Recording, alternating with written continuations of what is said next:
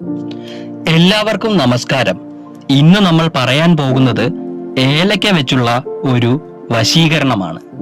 ആദ്യം തന്നെ പറയാം, ഇത് നിങ്ങൾ ദുരുപയോഗം ചെയ്യരുത്. അതുപോലെ തന്നെ ഇതിൽ എന്തെങ്കിലും പിഴവ് പറ്റുകയാണെങ്കിൽ അത് നിങ്ങൾക്ക് തന്നെ ദോഷകരമായി ബാധിക്കും. അതുകൊണ്ട് സൂക്ഷിച്ച് മാത്രം ഇത് ചെയ്യുക. നമുക്ക് വശീകരണം എങ്ങനെയെന്ന് നോക്കാം. ഏലക്കയ്ക്ക് വളരെയധികം ആകർഷണ ശക്തിയുള്ള ഒരു വസ്തുവാണ്. അതുകൊണ്ട് തന്നെ ഇത് ശരിയായ രീതിയിൽ ഉപയോഗിക്കുകയാണെങ്കിൽ ആരെയും വശീകരിക്കാൻ സാധിക്കുന്നതാണ്. ഒരിക്കൽ കൂടി ഓർമ്മിപ്പിക്കുകയാണ്, ഇത് ഒരിക്കലും ദുരുപയോഗം ചെയ്യരുത്. ശരിയായ രീതിയിൽ, ശരിയായ അർത്ഥത്തിൽ, യഥാർത്ഥമായ സ്നേഹത്തിന് വേണ്ടി നമുക്ക് ഇത് ഉപയോഗിക്കാവുന്നതാണ്. അതായത് ഭാര്യാഭർത്താക്കന്മാർ തമ്മിൽ എന്തെങ്കിലും വഴക്കുകളോ പ്രശ്നങ്ങളോ ഉണ്ടെങ്കിൽ അതൊക്കെ മാറി ഒന്നു ചേരാനായിട്ട് ഇത് ഉപയോഗിക്കാവുന്നതാണ്. അതുപോലെ നിങ്ങൾക്ക് ഇഷ്ടപ്പെട്ട ആളെ വിവാഹം ചെയ്യുന്നതിന് വേണ്ടിയിട്ട് ഇത് ഉപയോഗിക്കാം. അതുപോലെ തന്നെ മക്കൾക്ക് വേണ്ടി, അതായത് അച്ഛനും അമ്മയും ഒന്നും പറഞ്ഞിട്ട് അനുസരിക്കാത്ത മക്കൾ, അവർ അനുസരിക്കാൻ വേണ്ടിയും ഇത് ഉപയോഗിക്കാവുന്നതാണ്. അങ്ങനെ നല്ല കാര്യങ്ങൾക്ക് വേണ്ടി മാത്രം ഇത് ഉപയോഗിക്കുക. ഒരിക്കലും ഇത് മറ്റൊരു തരത്തിൽ ദുരുപയോഗം ചെയ്യാതെ ഇരിക്കുക. എന്താണ് ഈ കർമ്മം, എങ്ങനെയാണ് ഇത് ചെയ്യുന്നത് എന്ന് നോക്കാം. ഈ കർമ്മം ചെയ്യുന്നതിന് വേണ്ടി നമുക്ക് 2 ഏലക്കയാണ് വേണ്ടത്. അതോടൊപ്പം തന്നെ ഒരു നാരങ്ങ, അതുപോലെ ഒരു ചുവന്ന മഷിപ്പേന, അതുപോലെ ഒരു മൺചിരാത്. ഇത്രയുമാണ് നമുക്ക് ഈ കർമ്മം ചെയ്യാനായിട്ട് വേണ്ടത്. ഈ കർമ്മം ചെയ്യേണ്ടത് ശനിയാഴ്ചയാണ്. ശനിയാഴ്ച സന്ധ്യാസമയത്തിന് ശേഷം ഈ കർമ്മം ചെയ്യുന്നതാണ് ഉചിതം. ശനിയാഴ്ച ദിവസം മറ്റു സമയങ്ങളിലും ഈ കർമ്മം ചെയ്യാവുന്നതാണ്. എന്നിരുന്നാലും സന്ധ്യാസമയത്തിന് ശേഷം ഈ കർമ്മം ചെയ്യുന്നതാണ് ഏറ്റവും ഫലപ്രദമായി കണ്ടിട്ടുള്ളത്. നിങ്ങൾ കുളിച്ച് ശുദ്ധിയായി ഒരു വൃത്തിയുള്ള സ്ഥലത്ത് ഇരിക്കുക. പ്രത്യേകം ശ്രദ്ധിക്കുക, ഇതുപോലെയുള്ള കർമ്മങ്ങൾക്ക് പൂജാമുറി ഒഴിവാക്കേണ്ടതാണ്. നിങ്ങൾക്ക് ഏകാഗ്രമായി ഇരിക്കാൻ കഴിയുന്ന ഒരു സ്ഥലത്ത് നിങ്ങൾ ഈ മൺചിരാത് കത്തിക്കുക.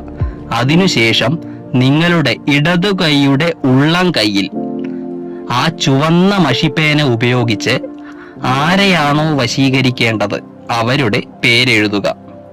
ആ പേര് എഴുതിയതിന് ശേഷം ഇടതു കൈയുടെ ഉള്ളിൽ മധ്യഭാഗത്തായി ആ 2 ഏലക്ക വെച്ചതിന് ശേഷം വിരലുകൾ മടക്കി മുറുകെ പിടിക്കുക. അതിനുശേഷം ആ നാരങ്ങ നിങ്ങളുടെ വലതു ഉള്ളം കൈയിൽ അമർത്തി പിടിക്കുക. അതിനുശേഷം ആ കത്തിച്ചു വെച്ചിരിക്കുന്ന ദീപത്തിൽ നോക്കിയിട്ട് ആരെയാണോ വശീകരിക്കേണ്ടത് ആ ആളുടെ പേര് മനസ്സിൽ പറഞ്ഞുകൊണ്ട് അയാളുടെ പൂർണ്ണ രൂപം മനസ്സിലേക്ക് കൊണ്ടുവരിക. ആ ആൾ നമുക്ക് വശ്യപ്പെടണം എന്ന മനസ്സിൽ പറഞ്ഞുകൊണ്ട് 30 മിനിറ്റ് ഏകാഗ്രമായി ഇരിക്കുക. ഇങ്ങനെ ഇരിക്കുന്ന സമയത്ത് മനസ്സിൽ മറ്റു ചിന്തകളൊന്നും പാടില്ല.